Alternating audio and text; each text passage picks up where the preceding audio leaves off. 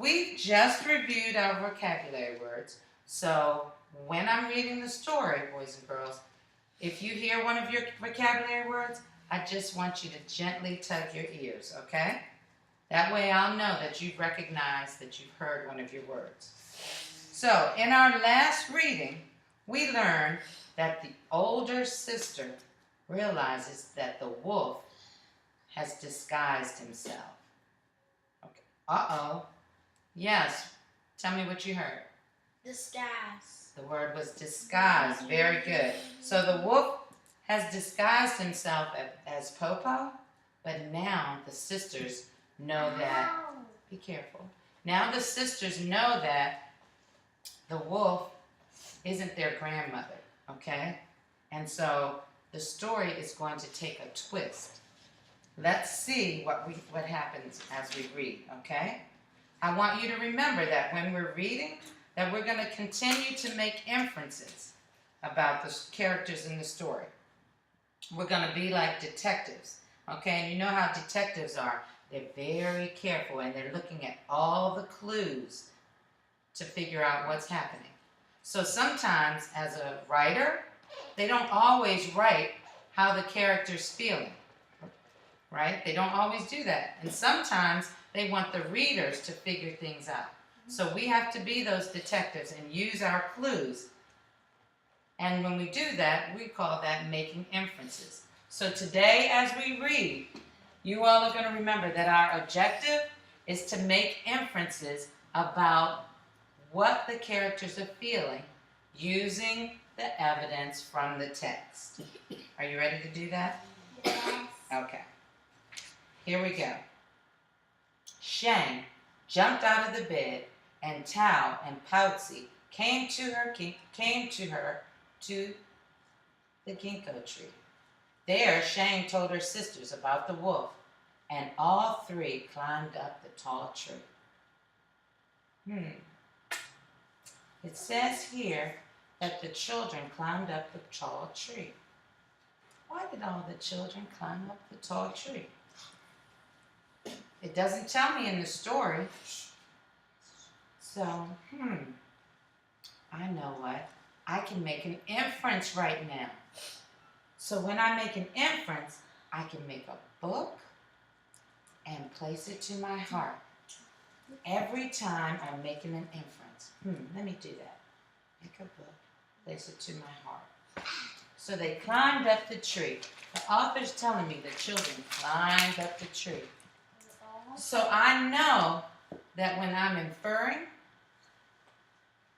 I'm going to think they climbed up the tree and I see the wolf standing at the base of the tree.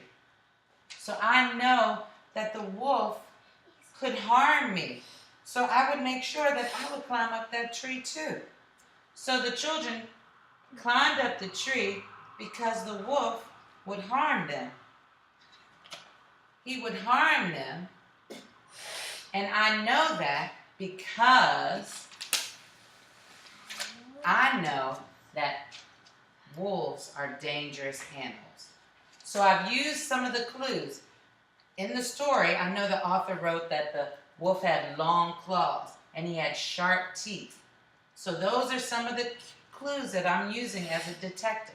So that when I ask myself this question, why are they climbing up the tree? I know that I can make a book and place it to my heart because I'm getting ready to make an inference. Because I'm inferring that the wolf would harm them. Because from what I know that they're dangerous. Okay? So when you're about to infer, make sure you're making that book and placing it to your heart. And you're thinking about that. So now, the children are up the tree. And the wolf waited and waited. Plump Tao did not come back. London, what'd you do? Tell me what the word was. No. Very good. Plump Tao did not come back. Sweet Poutsy did not come back. Shame did not come back. And no one brought any nuts from the ginkgo tree. At last, the wolf shouted, "Where are you?" "Po Po," Shame called out. "We are on the top of the tree eating ginkgo nuts." "Good children," the wolf begged. Pluck some for me. But Po Po, ginkgo is magic only when it's plucked directly from the tree. You must come and pluck it from the tree yourself. What? I want to thank all of you who are sitting nicely with eyes on me. Thank you very much. The wolf came outside and paced back and forth. Under the tree, he heard the children eating the ginkgo nuts at the top. Oh no, Po Po, these nuts are so tasty. The skin so tender, Shang said. The wolf's mouth began to water for a taste. So I'm wondering, why would the children say that the ginkgo nut is so tender and so tasty? Let me think. Why would they say that? I think they want to remind the wolf of how hungry he is and try to tempt him to come up to the tree. So that's what I'm thinking. If you agree with me, show me by putting your finger up. If you're thinking, I don't think that's why, then you can put a thumbs down.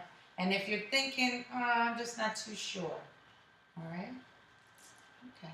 So now, would you turn and talk to a neighbor and tell them why you think the author said that these nuts are so tasty and the skin is so tender?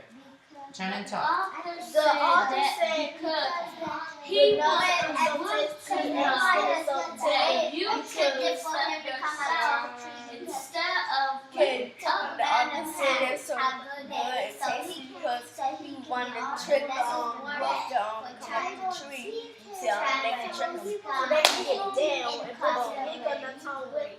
sometimes somebody else has to do it. Okay, and 5, 4, Because he makes 3, 2, That's what happened. 1. All eyes on me. Thank you very much. I heard some good inferencing going on. All right? And I'm going to reach into my cup to find out what I heard. Anissa, can you tell me what you said? So the author says that these nuts are so tasty, the skin so tender. Okay? What did you infer? I infer that Tell me what you inferred. I infer that he tempted the wolf for the ginkgo nuts and he wanted. Okay, let me write that. So the author is tempting the wolf. Okay? Because His mouth is watering for the taste of the ginkgo nuts and they sound good and they make you hungry. did you hear that? Kanaya? You heard that? What did she say? She said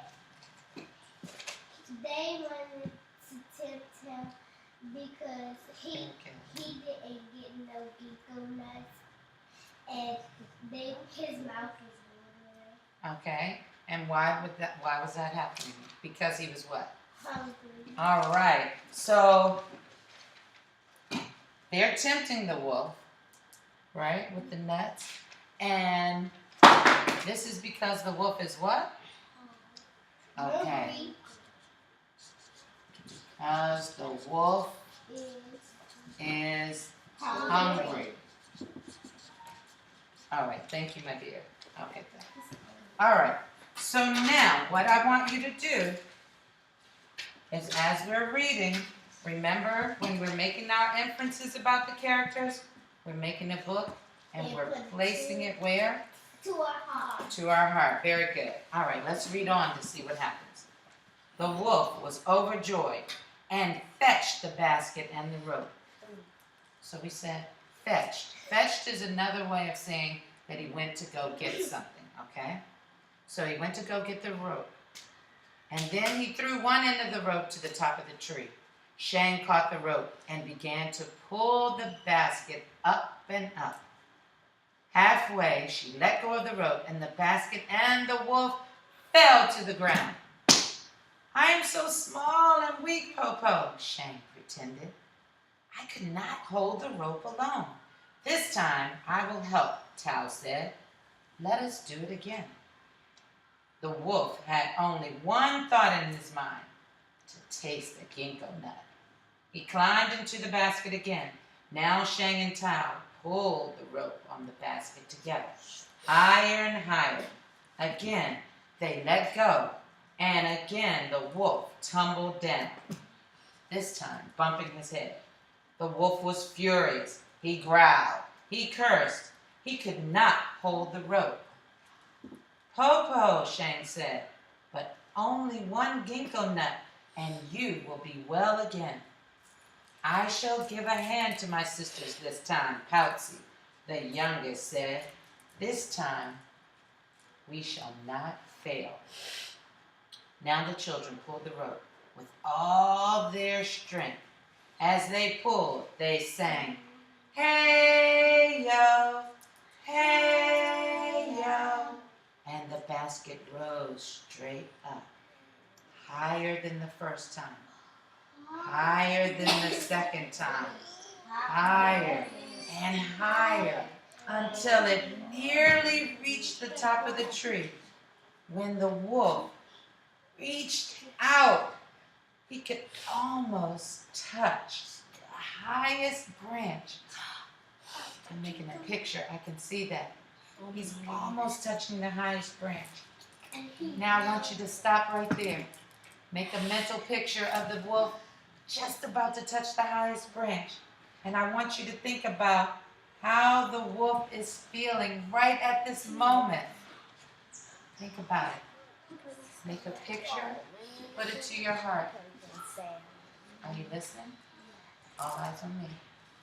Now, I want you to get out your paper and your pencil. And your exit ticket is to write down, right at that moment, how do you think the wolf is feeling? You can write it, you can draw it. All right? How do you think the wolf is feeling right at that moment that he's about to touch the branch? All right. Thank you, Carlito, for getting started. Thank you, Kanaya. She's getting started. Princess Anne, I'm waiting. I know you're about to start. All right. Thank you. Yes, right there. Thank you. Start. Thank you. Write that for me. Brandon Warner, please report to the main office. And right as you finish, once you finish your exit ticket, I'll take it and I'll have you line up for me.